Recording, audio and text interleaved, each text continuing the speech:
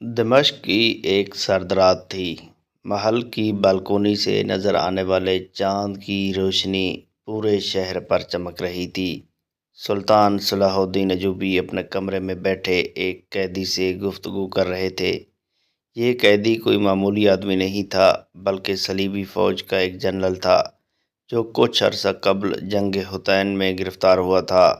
سلطان کے سامنے وہ سر جھکائے بیٹھا تھا، لیکن سلطان کے چہرے پر نہ غرور تھا نہ ہی دشمنی کی جھلک، بلکہ وہ مسکرا کر اس سے حال احوال پوچھ رہے تھے۔ جنرل نے ہچکچاتے ہوئے پوچھا، کیا آپ مجھے آزاد کریں گے؟ سلطان نے سکون سے جواب دیا، اگر تم نے میری بات سن لی تو ہاں۔ یہ صلاح الدین ایوبی کی وہی عظیم شخصیت تھی جس نے دشمن کو بھی انسانیت کا درس دیا۔ بیت المقدس کی فتح کا دن بھی کچھ ایسا ہی تھا۔ جب مسلمانوں نے صلیبیوں کو شکست دی تو لوگ خوفزدہ تھے کہ مسلمانوں کا انتقام خون کی ندیاں بہا دے گا، جیسا کہ صلیبیوں نے پہلے کیا تھا۔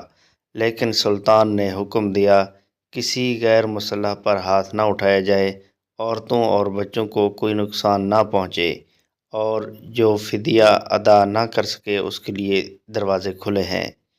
یہ وہ لمحہ تھا جب ایک عیسائی عورت سلطان کے پاس روتی ہوئی آئی، میری بیٹی کو صلیبی سپاہیوں نے قید کر لیا ہے۔ سلطان نے اسے تسلی دی اور فوراً اپنی فوج کے سپاہیوں کو حکم دیا کہ لڑکی کو بازیاب کرایا جائے۔ چند دن بعد وہ عورت خوشی سے اپنی بیٹی کے ساتھ سلطان کے قدموں میں شکریہ ادا کر رہی تھی۔ سلطان نے مسکرا کر کہا، میں نے تمہاری مدد اس لیے کی کیونکہ ایک دن میری بیٹی بھی کسی کی مدد کی محتاج ہو سکتی ہے۔ صلاح الدین ایوبی کے قصے صرف میدان جنگ کے نہیں ہیں، بلکہ ان کی شخصیت کا ہر پہلو محبت اور انصاف سے بھرا ہوا تھا۔ ایک بار ان کے خیمے میں دشمن کے کچھ سپاہی پانی مانگنے آئے۔ سلطان نے ان کے ساتھ بیٹھ کر خود پانی پینے کی دعوت دی۔ ان میں سے ایک سپاہی حیرت سے بولا، آپ دشمن کے ساتھ ایسا کیوں کرتے ہیں؟ سلطان نے مسکراتے ہوئے کہا، میرا دشمن میرا امتحان ہے اور انسانیت میری پہچان۔ یہی وہ باتیں تھیں جنہوں نے انہیں تاریخ کا وہ روشن ستارہ بنا دیا جس کی روشنی آج بھی ہمیں اپنے اعمال اور رویے کا جائزہ لینے پر مجبور کرتی ہے۔